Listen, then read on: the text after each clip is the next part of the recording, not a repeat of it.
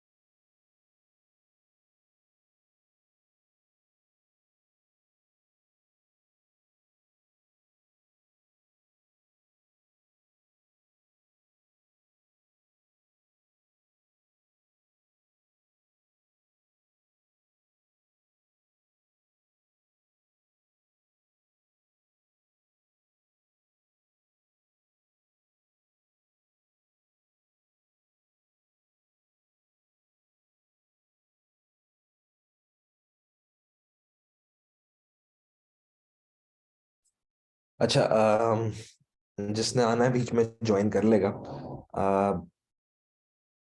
Of हो गया है। मेरा ख्याल है इंटरनेट का भी इशू आ रहा है, हम लोग स्टार्ट करते हैं।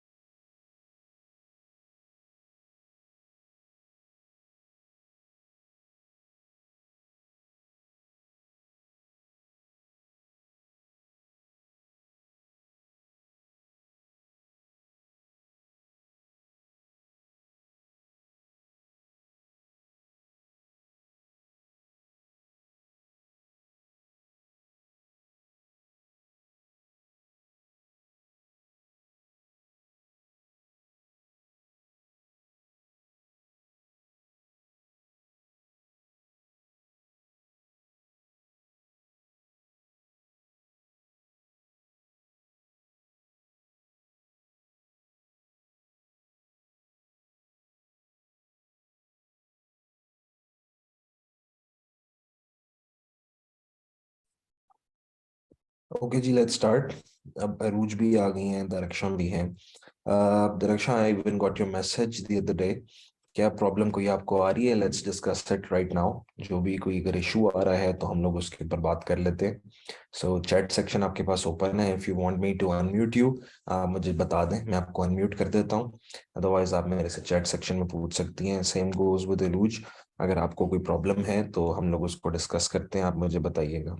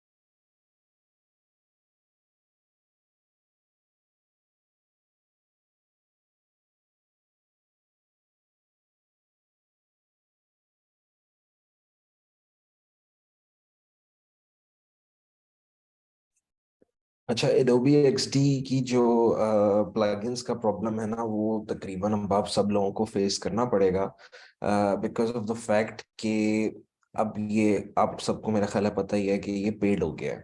जो एक्सडी है दैट इज नाउ पेड। पहले फ्री होता था, अब इट इज पेड। अब पेड की वजह से ना जो प्लगइन्स हैं वो मेजॉरिटी प्लगइन्स डाउनलोड नहीं होते हैं। क्योंकि वो फिर आपको यही बार बार प्रॉम्प्ट करता है मैसेज के इसको पहले परचेज करो। परचेज करने के बाद फिर आपको प्लगइन्स मिलेंगे। इस वजह से मैं तो फिग्मा पे शिफ्ट हो चुका हूँ, इसी वजह से, बिकॉज फिग्मा अभी फ्री है। बहरहाल आप लोग XD है, दो ऑप्शंस हैं, या तो आप लोग भी फिग्मा सीख लें। सेकेंडली दूसरा ऑप्शन ये है आप लोगों के पास कि फिर आपको XD को पे करना पड़ेगा। XD परचेज करें, परचेज करने के बाद फिर आप XD पे काम कर सकते हैं। सो ये आपके पास दो ऑप्शंस हैं, जौन से मर्जी आपको सूट करें, that is up to you.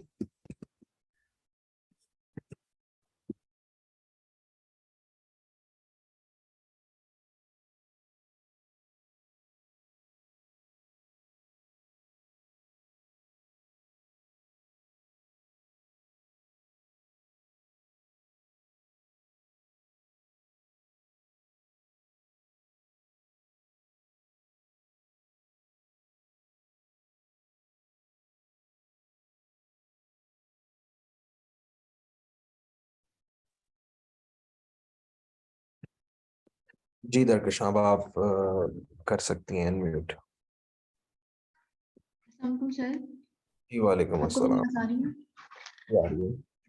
Ji sir, मैंने आपसे पहला क्वेश्चन ये करना था कि हम लोग एक्सटी से फिग्मा की तरफ मूव कर जाएं, तो सर इसमें क्या इंपॉर्टेंट है, इसमें ऐसा क्या फीचर है कि सर ये हमें हम्म। ज़्यादा कन्वीनियंस प्रोवाइड करता है, और एज कम्पेयर टू अगर फिग्मा का कंपैरिजन इनवीएन से करें, वो भी डिजाइनिंग के लिए यूज होता है। सर इन हाँ दोनों सॉफ्टवेयर के बारे में थोड़ा सा अगर आप मुझे अपडेट करें काइंडली। जी ठीक है। अच्छा अरूज, मैंने आपका क्वेश्चन देख लिया है, मैं ये वाला क्वेश्चन दरक्षणा का बता के फिर I will get to your question. अच्छा देखो, सबसे पहले ना बात करते हैं XD और फिग्मा की। XD और फिग्मा में डिफरेंस ये है कि XD के अंदर जिस तरह से आपके पास एक प्रोटोटाइप की ऑप्शन थी ना, वो थोड़ा इजी थी। फिग्मा पे no doubt it's a bit tough. वहां पे जब मैंने भी फिग्मा पे शिफ्ट किया था तो थोड़ा सा टफ लगा, लेकिन आई गॉट टू नो कि फिग्मा में कंपोनेंट्स जो हैं, कंपोनेंट्स वो बहुत अच्छे तरीके से आप उसको मैनेज कर सकते हो। अलोंग विद दैट जो उनकी हवर स्टेट है, that is really really good then the XD feature, ठीक है। और इस वजह से, हालांकि जब आपने अगर हवर स्टेट बनानी है तो उसमें दो तीन चार आपको ऑप्शंस करनी पड़ती हैं फिग्मा में करने के लिए हवर, लेकिन उसका हवर बहुत अच्छा एक्टिव है। उसी तरह से फिर हम अगर स्क्रॉल की बात कर लें तो फिग्मा में स्क्रॉल थोड़ा टफ है बनाना, उसमें भी तीन चार स्टेप्स हैं फिर जाके स्क्रॉल बनता है, लेकिन in the long run Figma में आपके पास बहुत सारी प्रोटोटाइप की उस तरह की ऑप्शंस आ जाती हैं जो आपके पास XD में अवेलेबल नहीं है, ठीक है। सो इस वजह से मैं रेकमेंड करूंगा आपको हमेशा से कि आप लोग यूज करो फिग्मा। एक उसका एडवांटेज और क्या है कि फिग्मा के अंदर पूरा कोड आ जाता है। जो डेवलपर का कोड होता है वो फिग्मा में साइट पे इंस्पेक्ट के एलिमेंट के अंदर आ जाता है, सो डेवलपर्स को बहुत ज्यादा आसानी हो जाती है कोड उठा के काम करने में। इस वजह से फिर बात आ जाती है इन्विजन की। Invasion is also a good software, लेकिन मुझे मुझे वो उस तरह से यूजर फ्रेंडली नहीं लगता जिस तरह से मैं XD और फिग्मा को यूज करता था। या फिर उसका एक रीजन ये हो सकता है कि मैंने कभी इन्विजन को उस तरह से इतने डिटेल में नहीं यूज किया, तो मैं इस वजह से उसके कॉन्स आपको ज्यादा बता रहा हूँ। वो डिपेंड करता है आप लोगों की यूजेज पे, लेकिन एक प्योर अगर आप UI UX की बात करो तो वो XD या फिग्मा ही है। सो आई वुड रिकमेंड कि आप लोग फिग्मा या XD के ऊपर ही रहो, किसी और थर्ड पार्टी सॉफ्टवेयर पे ना जाओ, ठीक है। जी ठीक है जी। सर एनिमेशन में हमारे पास सर 3D और इस तरह की और भी नई नई चीजें जिस तरह से वर्ड में आ रही हैं, जिस तरह हम्म ऑगमेंटेड रियलिटी है, तो सर हम्म उस टाइप की चीजें फिग्मा में भी आई गेस नहीं है, और एक्सडी में तो थोड़ा सा और सॉफ्टवेयर है उसमें भी नहीं है। तो सर हम्म। इस सिनेरियो में आप क्या सजेस्ट करेंगे कि अगर कुछ अच्छा स्टूडेंट जो है वो इस तरह का पोर्ट्रे करना चाह रहा हो कुछ। ठीक है। अच्छा देखो, अब देर आर ना सर्टेन डिजाइन रूल्स कि आप किस डिजाइन रूल को लेके चलते हो आगे फॉरवर्ड अपने डिजाइन के अंदर। व्हाई? बिकॉज हमारे पास जो ये फिग्मा या XD है ना, ये एक डिजिटल सॉफ्टवेयर है। आपके पास बहुत टन्स ऑफ थिंग्स हैं जो आप लोग एनिमेशंस कर सकते हो, लेकिन वो एक डिजिटल हद तक है, यानी कि एक सॉफ्टवेयर की हद तक है। When it comes to development, तो डेवलपमेंट एक बहुत ही डिफरेंट आप कह लो कि एक सब्जेक्ट है, और उसको इम्प्लीमेंट करना काफी ज्यादा टफ हो जाता है। सो इस वजह से ना आपने इस चीज का खास ख्याल रखना है कि अगर आप लोग वो कर रहे हो एनिमेशंस वगैरह बना रहे हो, आपने उस डिजाइन रूल के लिहाज से बनानी है जो कि डेवलपर को भी इजी हो करना और उसके लिए एक तरह से नामुमकिन काम ना हो। बिकॉज ऐसी बहुत सारी एनिमेशंस हैं। वाई मैं आपको ये बात इसलिए बता रहा हूँ क्योंकि जिस वक्त मैंने नया नया यूआई यूएक्स सीखा और मैंने एनिमेशंस वगैरह सीखी, मैं इतनी कॉम्प्लेक्स एनिमेशंस कर देता था, एक पेज के ऊपर चार चार एनिमेशंस आ रही हैं, कि डेवलपर्स फिर मुझे कहते थे कि भाई वो आप ठीक है फिग्मा की हद तक तो समझ आ जाती है, लेकिन उसको हम लोग इम्प्लीमेंट नहीं कर सकते हैं डेवलपमेंट में, क्योंकि डेवलपमेंट में एक एक चीज को कोड करना पड़ता है। इसलिए जी जो 3D वगैरह उस तरह की आप चीज कह रही है ना, 90% ऑफ द टाइम वो सिर्फ फिग्मा तक रहती है, वो डेवलपमेंट में एग्जीक्यूट नहीं हो सकती है। जी ठीक है। ठीक है। और जी तो थोड़ा और सा जो हम्म, यूआई यूएक्स डिजाइनर्स हैं सर, उनको लोगों के को भी जो है वो डिजाइनिंग के पॉइंट ऑफ व्यू से सीखना चाहिए। तो सर अगर आप थोड़ा बहुत लेक्चर इसके हिसाब से भी दे देते तो स्टूडेंट के लिए ज्यादा आसानी हो जाती, क्योंकि सर मैं जो देखती हूँ ना कि अगर मुझे कोई बिल्कुल इनिशियल लेवल से कोई डिजाइन करना है तो सबसे हम्म, पहले स्टार्ट ही लोगो से होगा, और अगर मुझे लोगो ही बनाना नहीं आएगा या उसमें कमांड नहीं होगी तो मैं हम्म, आगे थोड़ा सा जब स्टेप लूंगी तो उसमें मैं उसमें कॉन्फिडेंट नहीं रहूंगी। तो एक तो मेरे पास ये ऑप्शन होती है कि मैं या तो फ्री जो लोगोज होते हैं डिफरेंट हम्म, वेबसाइट से वहां से उठा के कर लूँ, तो सर वो प्लेजरिज्म कॉपीराइट इस तरह का इशू आ जाएगा। सर हम्म, मुझे बहुत ज्यादा जरूरत महसूस हो रही है लोगो डिजाइनिंग की। तो सर हम्म, आप अगर ये प्रोजेक्ट से पहले या कुछ भी मतलब इसी सेशन में अगर एक आध लोगों का जो है वो लेक्चर डाल दें, क्योंकि आप जो है वो लोग ग्राफिक डिजाइनिंग के एक्सपर्ट हैं, हम्म, क्योंकि आपने आई गेस वो पहले सीखी है तो आपकी कमांड होगी इस पे, तो सर इस सिलसिले बिल्कुल। में आप मेरी कुछ हेल्प कर सकते हैं। अच्छा, आप मुझे ये बताएं कि आपने ये आप जो मेरे से आपने क्वेश्चन किया ये सोली बेस्ड ऑन यूआई यूएक्स है, या आपने लोगो डिजाइन का भी कोर्स मेरे साथ कर रही हैं? नहीं सर, मेरा ये फर्स्ट कोर्स है आपके साथ ना। ठीक है। अब मैं आपको एक चीज बताता हूँ कि जो यूआई यूएक्स डिजाइनर होता है ना, उसका लोगो से कोई ताल्लुक वास्ता नहीं है, ना ही उसका किसी पोस्टर से या डिजाइन से ताल्लुक वास्ता होता है। जब आपको एक प्रोजेक्ट मिलेगा ना, लेट सपोज आपको एक कंपनी का प्रोजेक्ट मिल गया, उन्होंने कहा जी कि हमारा ये ऐप डिजाइन करते हैं, आपको बना बनाया लोगो प्रोवाइड किया जाएगा। यानी कि कंपनी ने पहले से लोगो बनवा के रखा होगा, फिर कंपनी ने पहले से अपने पोस्टर्स भी बनवा के रखे होंगे।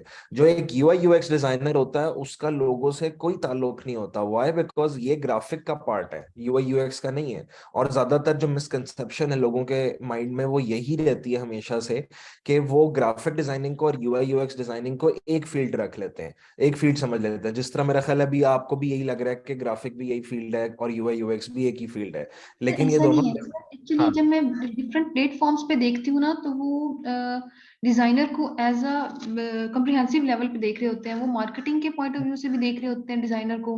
वो ये हम्म, समझ रहे होते हैं कि अगर ये लोगो डिजाइन भी इनको हेल्प मिल जाए तो सर वो ज्यादा ब्रॉड जो है वो प्रोजेक्ट ज्यादा उनकी डिमांड है, आप कह सकते हैं। हाँ, लेकिन अगर देखो, मैं अगर बात करूँ फाइवर की, कि अगर आप फाइवर के ऊपर जा रहे हो और आपको प्रोजेक्ट चाहिए, आपने सिर्फ यूआई यूएक्स डिजाइनिंग की फील्ड चूज की हुई है, तो आपको कोई भी ये बंदा नहीं कहेगा कि जी मुझे लोगो भी बना के दें। ठीक है, क्योंकि लोगों की फील्ड ही फर्क है। यूआई यूएक्स का काम बिल्कुल एक सेपरेट आता है और लोगों का काम एक बिल्कुल सेपरेट आता है। सो आपने इनफैक्ट जब कभी भी आपको काम मिले यूआई यूएक्स का, आपने कंपनी से सबसे पहले डिमांड ही लोगों की करनी है और उनके कलर थीम की करनी है। सो इस चीज में आपको टेंशन लेने की जरूरत नहीं है कि जी लोगो आपको बनाना पड़ेगा। हाँ, अगर कंपनी इस तरह कहती है, वो एक अलग चीज है, वो फिर एक फुल फ्लेज प्रोजेक्ट एक बंदे को देती है, जो कि कभी भी एक रियल लाइफ में ना इस तरह होता नहीं है कि एक अकेली वन मैन आर्मी को पूरा प्रोजेक्ट दे दिया जाए कि जी लोगो भी आपने डिजाइन करना है, कलर थीम भी आपने डिजाइन करना है, फिर mobile app, web app, website, सब कुछ आपने डिजाइन करनी है। इन सब के स्टेप्स होते हैं। सबसे पहले लोगो बनाया जाता है, आर एंड डी की जाती है, लोगो बनता है, लोगो के बाद फिर उसके बाद उनके पोस्टर्स वगैरह बनते हैं। Then comes the website landing page, then comes the web app, then comes the mobile app. ठीक है। ठीक है। हाँ। ठीक है सर, और थैंक यू। सर बाकी मुझे जब याद आता है तो मैं बाय टेक्स्ट आपको बता देती हूँ। जरूर, नो प्रॉब्लम, नो प्रॉब्लम। ठीक है। अच्छा जी, नेक्स्ट क्वेश्चन हमारे पास आ गया अरूज का। Just give me 1 minute.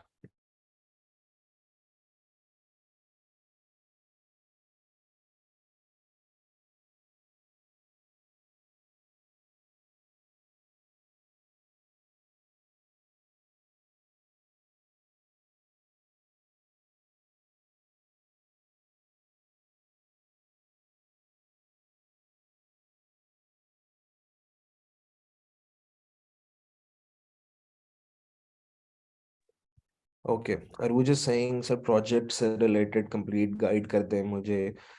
मैं असाइनमेंट सबमिट करवा ना मैं असाइनमेंट सबमिट करवा पाई हूँ, मेरा सिस्टम खराब हो गया है।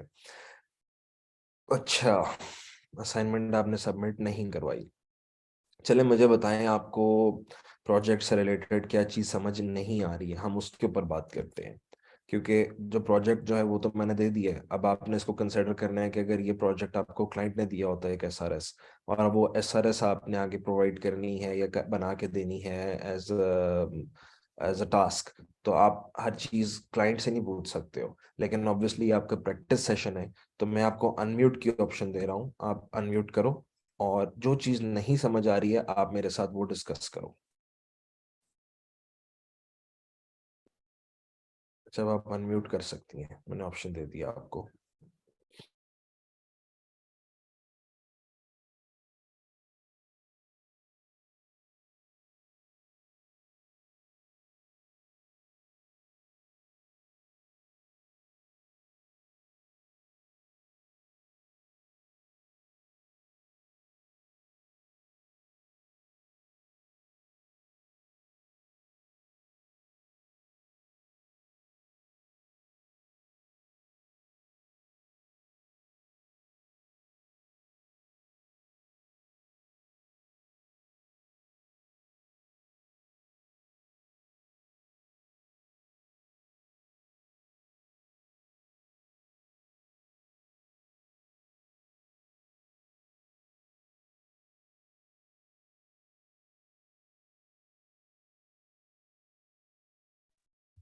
अरूज, आर यू देयर?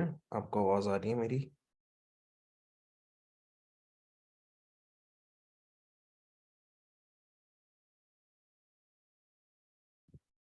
हेलो?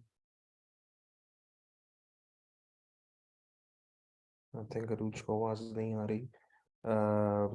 साथी दरक्षा, फिर ठीक है, आपके साथ इंटरेक्शन ज़्यादा है। अगर आपको कोई चीज़ पूछनी है तो मज़ीद। जी जी बिल्कुल पूछें आप, ये अनम्यूट का ऑप्शन भी दे दिया आपको मैंने।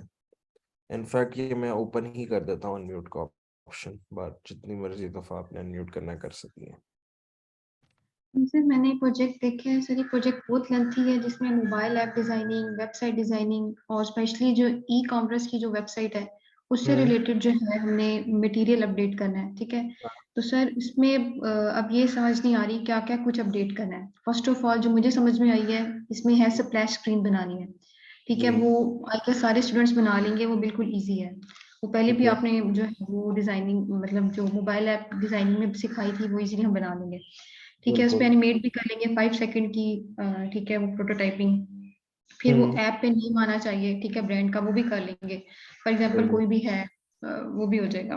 फिर सर लॉगिन स्क्रीन जो है ये सिंपल, जिस तरह लॉगिन और इसमें डिफरेंट अकाउंट्स वगैरह आ जाते हैं गूगल का और ट्विटर वगैरह का, वो सारी ऑप्शन डाल देनी है। बिल्कुल। उसके बाद मेन मेन पेज आ जाना है, मेन पेज पे सर्च का ऑप्शन है, उसके बाद इसमें डिफरेंट आइटम्स आ जाएंगे, उसकी प्राइजेस आ जाएंगी कि ये चीज इतने में है और इस टाइप का। बिल्कुल ऐसे ही करना है आपने। ठीक है सर, मैंने एक ई कॉमर्स की वेबसाइट देखी थी, तो उसमें सर उन्होंने सिर्फ एक आइटम लिया हुआ था, that is hands free. Hands phone थे, ठीक है, उसमें डिफरेंट हैंड्स फोन की ही डिफरेंट कहने की कैटेगरीज थी, डिफरेंट कलर्स थे और वो बहुत अच्छे से एलेबोरेट की हुई थी। हम्म। तो सर अगर हम एक आइटम को लेके इस तरह से स्क्रीन्स बना लें। आपने एक स्पेसिफिक आइटम को लेके स्क्रीन बना सकते हो। आपने बाकी आइटम्स ना उनके इमेज लगा के, अमाउंट लगा के, उनको स्क्रॉल में चला के दिखा दो कि ये बाकी आइटम्स भी हैं। लेकिन एक आइटम की डिटेल्स, इसको कहते हैं डिटेल स्क्रीन जिसकी आप बात कर रही हो। तो ऑफ कोर्स आप ठीक है। एक आइटम को लेके उसकी डिटेल स्क्रीन आप बना सकते हैं, कोई मसला नहीं है। और इनफैक्ट जब एक रियल वर्क होगा तो आपको डिटेल स्क्रीन बनानी ही पड़ेगी, वो आपने बनानी ही बनानी है लाजमी। ठीक है, ठीक है। तो सर उसमें भी सिर्फ मोस्टली 3 स्क्रीन्स थी उसमें। एक समझ लें स्प्लैश स्क्रीन थी, एक मेन स्क्रीन होगी, एक लॉगिन स्क्रीन होगी, एक हाँ पेमेंट वाली होती है। लेकिन सर हाँ इसमें जो बिल्कुल। आगे आपने डिफरेंट फर्दर फंक्शंस बताए हुए हैं ना, कि इसमें वॉइस मैसेज का भी ऑप्शन हो, फिर वो पेमेंट मोड कैश में भी हो सकता है, एडवांस भी हो।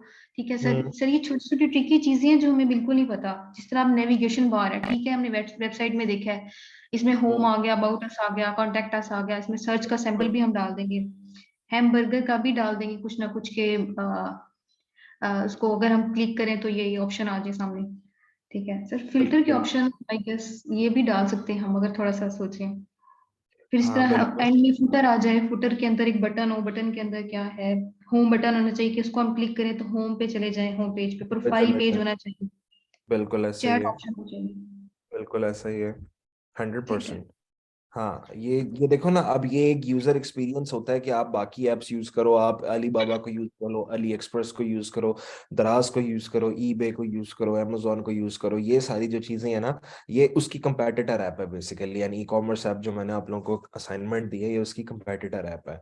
तो उसको देखते हुए आपने वो यूज करके फिर आपने ये ऐप को बनाना है। सो ये यूजर के ऊपर ही आता है कि आपने किस तरीके से इस फीचर को लेके आगे चल सकते हो।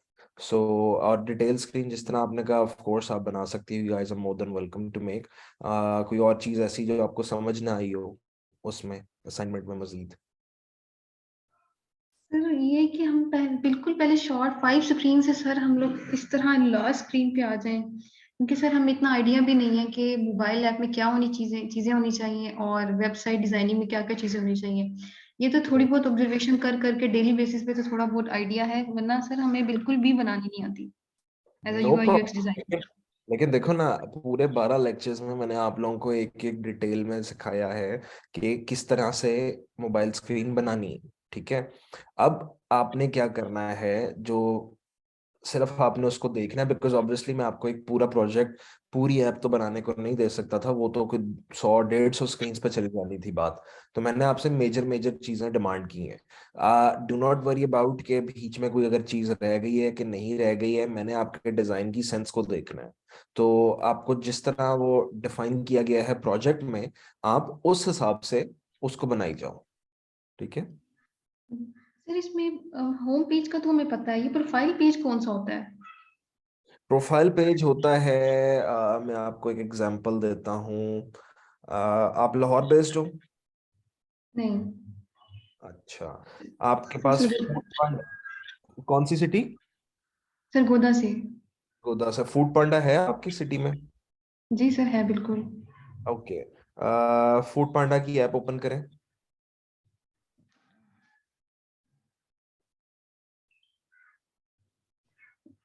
जी। ओके। अच्छा, इसके अंदर आप जो टॉप लेफ्ट पे होम होम के साथ हैमबर्गर मेन्यू आ रहा है, नजर आ रहा है यस आपको? सर। जी जी उसको आ ओपन रहा है। करें। ओपन करें। जी। यहाँ लॉगिन पे क्रिएट। आपको, अच्छा आपका तो लॉगिन नहीं हुआ हुआ अभी। ठीक है, जब आप इसको लॉगिन करेंगी ना, लॉगिन करने जी के बाद हैमबर्गर को ओपन करेंगी तो थर्ड ऑप्शन लेफ्ट साइड से आएगी प्रोफाइल की।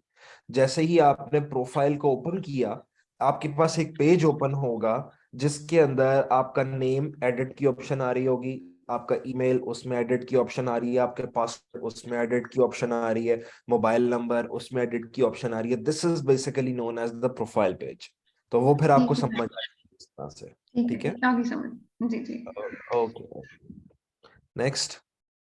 तो ये चैट ऑप्शन कौन सी है कि आप जो है कस्टमर से या क्लाइंट से किस तरह से कन्वर्सेशन हाँ, की? आपने कभी दराज ऐप यूज की है?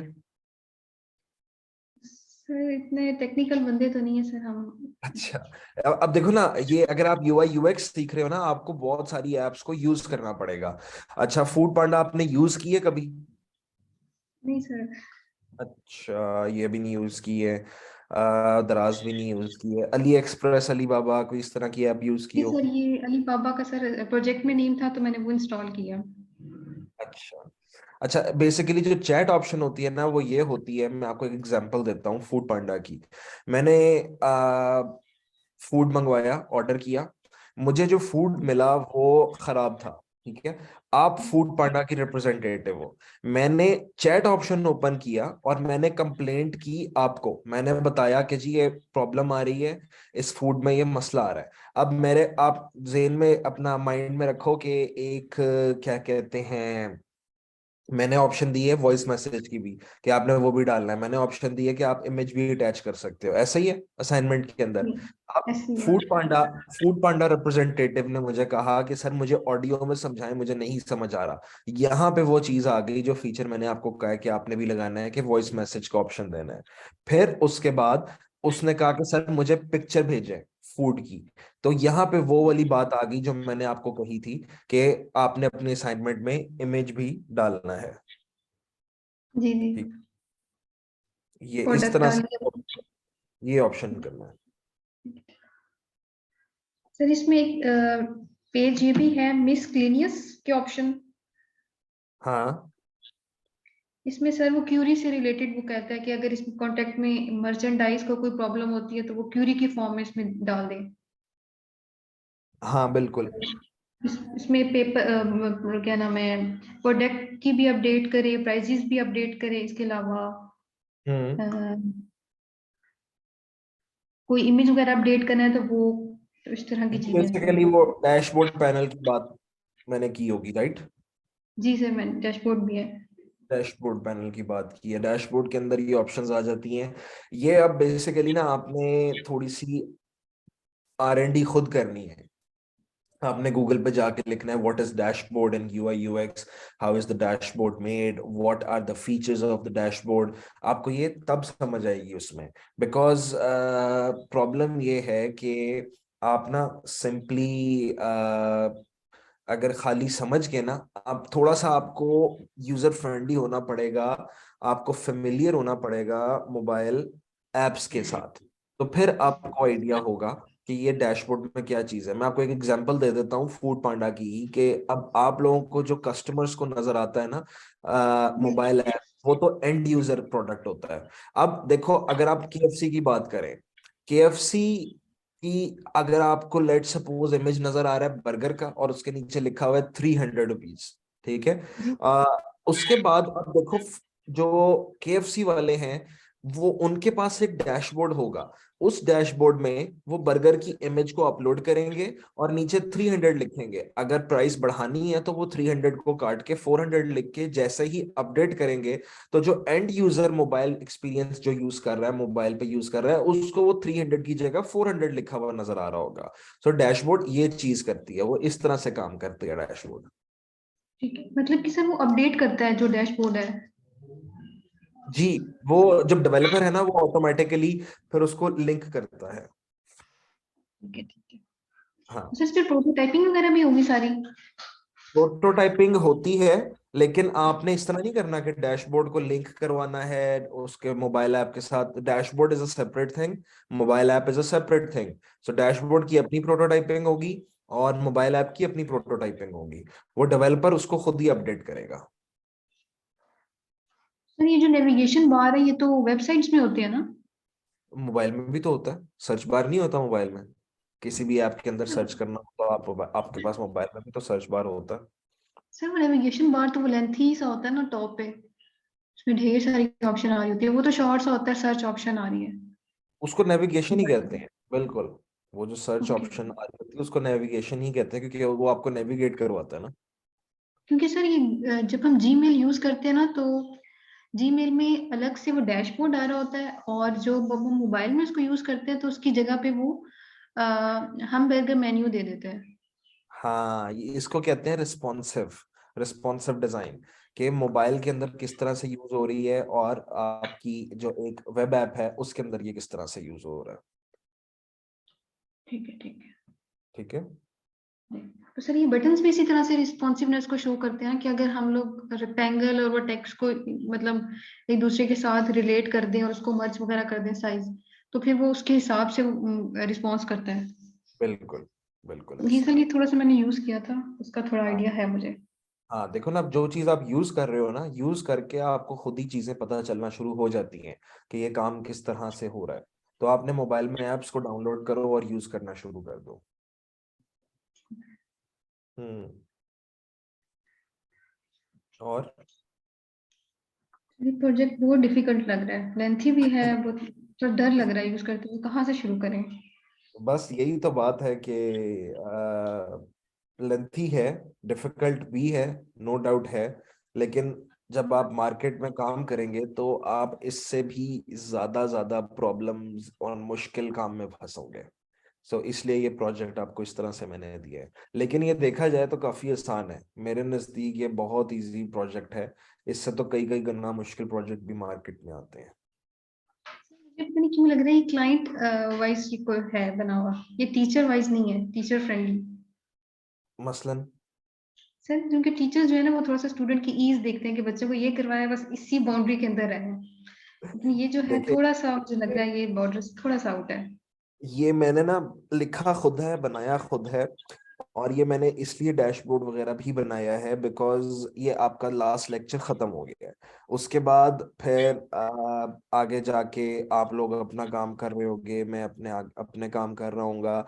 ये एक लास्ट प्रोजेक्ट था जो स्टूडेंट और टीचर का इंटरेक्शन का एक आप कह लो कि फाइनल वे है। सो इस वजह से इसको मैंने इस तरह बनाया है कि आपकी जिस तरह की प्रॉब्लम्स आपको आई, आपको डैशबोर्ड नहीं समझ आ रहा था, मैंने कोशिश की समझाने की। मेजोरिटी स्टूडेंट्स तो अभी देखो आज आए भी नहीं है इसके अंदर, हमारे सेशन के अंदर। तो ये सेशन इसीलिए रखा जाता है कि जो प्रॉब्लम्स हैं वो डिस्कस की जाए। अगर मैं आपको इजी प्रोडक्ट बनाने को दे देता ना, लेट सपोज मैं डैशबोर्ड लिखता ही ना, मैं पेमेंट मेथड लिखता ही ना, मैं खाली लिख देता स्प्लैश स्क्रीन बना दो, होम स्क्रीन बना दो, आगे एक डिटेल स्क्रीन बना दो और साइन आउट का ऑप्शन दे दो, आपको क्या पता लगता कि डैशबोर्ड भी कोई चीज होती? ये सर जब टफ एग्जैक्टली। प्रोसेस से गुजरते हैं तब थोड़ा सा समझ आता है कि ये चीज ऐसी होनी चाहिए, ऐसे बनती है, बिल्कुल ऐसे ऐसे बंदा ही। लर्न करता है। Exactly. So this was my reason for giving you this assignment and project. ठीक है? जी जी। Anything else? सर ये इसमें पेमेंट प्लान भी है, कि पेमेंट प्लान के बारे में थोड़ा सा बता दें कि इसमें कैश के बारे में अपडेट करना है। हाँ, इसमें आपने ऑप्शन होती है, जिस तरह एक कैश की ऑप्शन होती है, कैश ऑन डिलीवरी की ऑप्शन होती है। ठीक है? सो आप ऑनलाइन शॉपिंग तो आपने की ही होगी ना कहीं से। तो उसके अंदर आपने देखा होगा कि ऑप्शंस आ रही होती हैं कि पे वाया क्रेडिट कार्ड या कैश ऑन डिलीवरी। तो आपने जी ये दो ऑप्शंस दे देनी है कि क्लाइंट अपनी मर्जी से जौन सा मर्जी ऑप्शन चाहे वो यूज कर ले, and then he can pay from that method. जी जी। ठीक है। ओके। और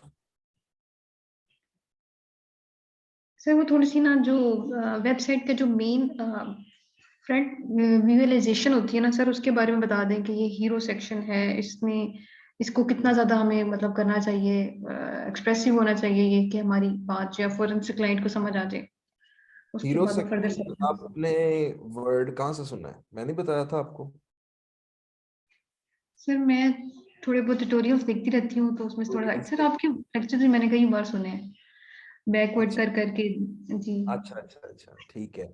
हीरो सेक्शन ना बेसिकली अभी आपको आइडिया तो है कि क्या होता है, ठीक है? बिल्कुल जो फ्रंट का सबसे पहला व्यू होता है वो हीरो बैनर या हीरो सेक्शन होता है।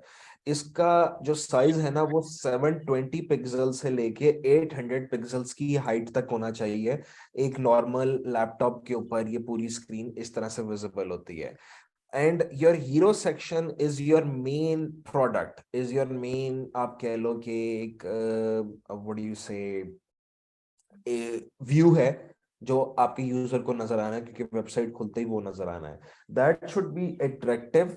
एट्रैक्टिव किस तरीके से? कि आप ये कह लो, उसको क्लाइंट को इमेज अच्छे से नजर आने चाहिए, उसको ऑप्शन नजर आनी चाहिए लेफ्ट या राइट पे। अब जिस तरह मैं आपको एक एग्जांपल देता हूँ, let me just show you. आपको स्क्रीन नजर आ रही है मेरी? जी सर आ रही है। ठीक है। दिस इज फिग्मा, और ये मेरा अभी करंट बैच चल रहा है। ये मैं उनके साथ फिग्मा के ऊपर उनको डिजाइन करना सिखा रहा हूँ। This is the wire frame, ये राइट साइड पे जी वायर जी। फ्रेम बना हुआ है, ठीक है? और उसके अलावा ये हमने हीरो सेक्शन बनाया इतना। इसका अगर मैं आपको वो भी दिखाऊं, प्रीव्यू, तो लेट्स सी द प्रीव्यू। ये देखो ये हीरो सेक्शन नजर आ रहा है कि ये यहाँ तक नजर आ रहा है, उसके बाद ये नीचे स्क्रॉल में दूसरा ऑप्शन नजर आ रहा है। सो इस हीरो सेक्शन के अंदर सबसे पहले तो आ गया लोगो, ठीक है। लोगो के बाद यहाँ पे home, about us, contact us और हेल्प का ऑप्शन आ गया। लेफ्ट और राइट पे ये हमारे पास दो मेजर आप कह लो हमारे पास आइकन्स आ गए जो कि इमेज को स्क्रॉल करेंगे। ये जो बैकग्राउंड में मैंने एक्स लगाया है, this will show the client, कि यहाँ पे आपका इमेज आएगा। Finally this is the heading and this is the sub heading, ये लॉरम इप्सम लिखा हुआ है। ये हमारे पास आ गया ऑप्शंस, यहाँ पे जो ये सेलेक्टर है, ये इमेज का सिलेक्शन आएगी यहाँ पे, यानी कि ये दूसरा इमेज है, तीसरा, चौथा, ये I guess you get the ID, right. Yes. अब इस हीरो हीरो सेक्शन के अंदर मेजर चीजें जो जो नजर आ रही हैं वो अब आप यहाँ पे देख सकते हो कि यहाँ पे हेडिंग आ रही है, एक इमेज भी लिखा हुआ आ रहा होगा, लोगो भी आ रहा होगा, ठीक है। उसके अलावा ये सब चीजें आ रही हैं, इसको कहते हैं हीरो बार। मैक्सिमम इनपुट इसके अंदर आनी चाहिए बिकॉज क्लाइंट ने सबसे पहले ये देखना है। अगला सेक्शन तो अबाउट अस का है ना, वो तो बाद की बात है, लेकिन सबसे पहले इसको अट्रैक्टिव बनाना है। ओके, ठीक है। ठीक है। और ये होता है वायर फ्रेम, ये मैनुअल वायर फ्रेम है, यानी कि मैंने क्लाइंट को दिखाया, बच्चों को सिखा रहा हूँ कि हाथ से अगर वायर फ्रेमिंग करनी है तो वो कैसे करते हैं। उसके बाद ये तो हो गया। उसके बाद नेक्स्ट वायर फ्रेमिंग आती है कि अगर आपने टूल के ऊपर वायर फ्रेम करना है तो वो कैसे करना है। तो अब यहाँ पे मैं उनको टूल पर सिखा रहा हूँ। Once the wireframing is done, उसके बाद फिर अगला ऑप्शन होगा कि इस वायर फ्रेम के अंदर हम लोग डिजाइन करेंगे, इसमें कलर्स ऐड करेंगे, ये सारी चीजें होंगी। सो ये प्रोसेस होता है सारा। ये बेसिकली एक लैंडिंग पेज बन रहा है इस टाइम, ये सारा। सर मुझे आप भी बता सकते हैं कि जो आइकन होता है सर, इसका साइज कितना रखना चाहिए स्टूडेंट को, क्योंकि सम टाइम हम आइकन, लोग एडजस्ट कर रहे होते हैं और सम टाइम कभी वो हाँ। ज्यादा लेफ्ट में चला जाता है या लेफ्ट अलाइन हो जाता है, हम्म, टॉप बॉटम हो जाता है सर, इस तरह के प्रॉब्लम आ रहे हैं। सही। जो आइकन ये वाला ना, आप इसकी बात कर रही हो? सर ऐसा है कोई भी। ठीक है, ये वाला जो आइकन है ना, 18 से 22 पिक्सेल्स की विड्थ और हाइट होनी चाहिए। ये आइकन का साइज उस तरह का है कि इसमें जो इसकी हाइट है वो 46 और विड्थ 22 है। अदरवाइज आपने नोट कर लो, 18 पिक्सल से लेके 22 पिक्सल तक एक आइकन अच्छा लगता है, ठीक लगता है बिल्कुल। नहीं, मोबाइल के लिए आप बता रहे हैं या वेबसाइट के लिए बता रहे हैं? ये तकरीबन आपको दोनों में काम आएगा। ठीक है। सर अगर हमारा ये बोर्ड ही थोड़ा सा डिफरेंट हुआ, आप बता रहे हैं मैकबुक का, और मैं यूज कर रही हूँ 1920 बाय 1080 वाला जो है पेज, वेब पेज, तो सर ठीक है, उसमें इसका जो विजुअल जो है वो डिफरेंट होगा? इतना खास डिफरेंट नहीं होगा, तो थोड़ा सा लेंथ ज्यादा हो जाएगी। लेकिन फिग्मा के अंदर ना मैं हमेशा से यही यूज करता हूँ, जो हमारे पास मैकबुक का है 1412 × 982। अब आजकल अपडेटेड वर्जन में यही चल रहा है, 1920 1080 काफी ज्यादा बड़ा हो जाता है। देखो फिग्मा में तो यहाँ पे वो वाली ऑप्शन भी नहीं आ रही है ठीक है। बोर्ड्स की, ठीक है। इसीलिए मैं अब फिग्मा ही यूज करता हूँ because Figma is a very good thing. अब ये मैंने एक एप्लीकेशन दिखाई थी, इसके अंदर हमारे पास देखो 10 × 20 पिक्सल आ रही है हमारे पास, व्हाट डू यू से, width and height. Width and height. इसी तरह जी। जो ये वाला गूगल है, ये 14 × 14 आ रही है। So that depends on your what do you से, अपनी एप्लीकेशन, अपना आर्टबोर्ड के किस हिसाब से है। फिर उसके बाद यहाँ पे फिग्मा के अंदर ना हवर स्टेट्स बड़ी अच्छी बनती हैं। देखो अब यहाँ पे हवर के लिए ना मुझे अलग से फ्रेम बनाना पड़ता है, जिस तरह ये बनाया हुआ है। लेकिन अगर आप नोट करो, या खैर अभी आपको नहीं आइडिया होगा, लेकिन ये मुझे तो काफी अच्छा फीचर लगता है। बेशक एक दो स्टेप्स ज्यादा हैं। एक्सडी में तो आपको याद है, राइट साइड पे यहाँ कंपोनेंट का ऑप्शन आता है, उसको क्लिक करो और यहाँ से ड्रॉप डाउन में जाके वहां पे हवर लिख लो तो वो हवर, बिल्कुल। यहाँ पे दो तीन प्रोसेस और करने पड़ते हैं, but this is much better. देखो जिस तरह अब आपको हवर नजर आ रहा है, जी जी। बिल्कुल मतलब कलर दिस, चेंज हो रहा है। जी। हाँ बिल्कुल कलर कलर चेंज हो रहा है। But this is much better than Figma, और ये सारी वो एनिमेशंस हैं जो कि यहाँ पे फिग्मा में यूज की गई हैं। So this is a good option, ठीक है। सर फिग्मा में रिपीट ग्रिड की ऑप्शन होती है? रिपीट ग्रिड की ऑप्शन नहीं होती, आप उसको इलिस्ट्रेटर की तरह ना कंट्रोल डी करके उसको डुप्लीकेट कर सकते हो। डुप्लीकेट स्क्रीन करके, ठीक है। हाँ, डुप्लीकेट कर सकते हो, वो ये ऑप्शन यहाँ से इस तरह से यूज हो जाती है। सर हम लोग जब मोबाइल ऐप में स्क्रॉल करते हैं, वर्टिकल स्क्रॉल तो हो जाता है, लेकिन हम्म। हॉरिजॉन्टल स्क्रॉल नहीं होता, पता नहीं इसमें क्या इशू आ रहा है। एक्सडी के अंदर? जी सर, एक्सटी में भी और फिग्मा में भी। क्यों, क्या प्रॉब्लम है फिग्मा में? आप स्क्रॉल्स किस तरह कर रही हो? सर जब वो एनिमेट करने लगती हूँ ना, तो उसमें वो पूछता है कि आपने स्क्रॉल किस तरह से लगाना है। तो हम्म। जब दोनों मैंने साइड्स पे किया होता है, लाइक पिक्चर जो है मेरी फ्रेम से बाहर जा रही है, अगर वो हम्म। मोबाइल की स्क्रीन, ठीक हम्म। है, हॉरिजॉन्टली भी और वर्टिकली भी मैं कोशिश करती हूँ दोनों साइड्स पे लगाऊं। तो सर हम्म। वो आई गेस मैं एक ऑप्शन पे जाती हूँ, वर्टिकल स्क्रोलिंग पे करती हूँ, मुझे बोथ पे जाना चाहिए। आपको मैं फिग्मा का ही बता सकता हूँ, बिकॉज अब आप कह लो कि काफी ज्यादा वो हो गया है, I am not use to the X D anymore. तो इसके अंदर ना, अगर वो आपकी पिक्चर बाहर भी जा रही है ना फ्रेम से, ये क्लिप कंटेंट का बटन आता है, ये आपके पास अनचेक होगा। जैसे ही आप इसे क्लिप कंटेंट को चेक करोगे ना, तो यहाँ पे आपकी जो पिक्चर होगी वो बाहर खत्म हो जाएगी, अब वो अंदर ही रहेगी। उसके बाद सिंपली आपने इजीली जो भी आप डिजाइन आपको चाहिए, आप उस तरह से डिजाइन करके तो उसका स्क्रॉल बना सकते हो।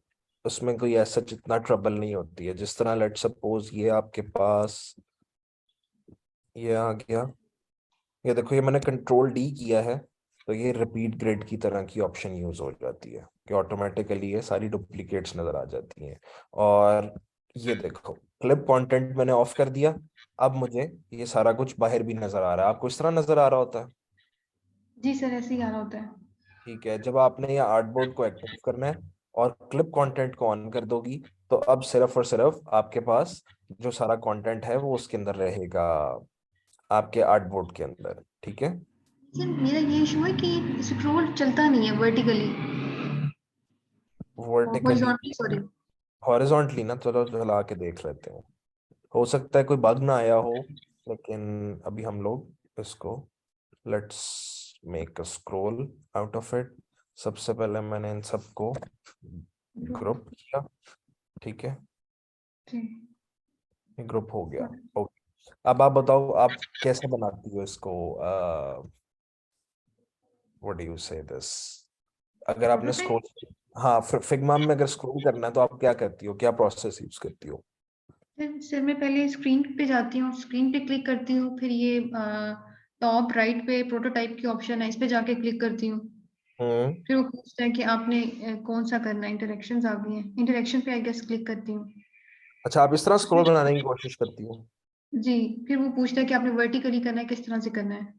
देखो, सबसे पहले ना आपने जब इसको ग्रुप कर लिया ना, ग्रुप करने के जी बाद आपने राइट क्लिक करके उसको फ्रेम की सेक्शन सिलेक्शन देनी है। ठीक है, जी once you sir, are okay. Done with the frame selection, फिर आपने यहाँ से इसको सेट करना है कि स्क्रॉल आपने कितना चलाना है। मैं इसकी लिमिट यहाँ तक कर देता हूँ स्क्रॉल की। ठीक है, जब मैंने ये जी इसको फाइनल कर दिया, फिर मैंने जाना है प्रोटोटाइप के अंदर। अब ओवरफ्लो स्क्रॉलिंग के अंदर मेरे पास आ रहा है नो स्क्रॉलिंग, यहां से मैं हॉरिजॉन्टल स्क्रॉलिंग एक्टिव कर देता हूं। ओके, अब ओके। अगर मैं इसको प्रीव्यू में जाऊं, देयर यू गो, ये स्क्रॉल यस। इस तरह चलते हैं।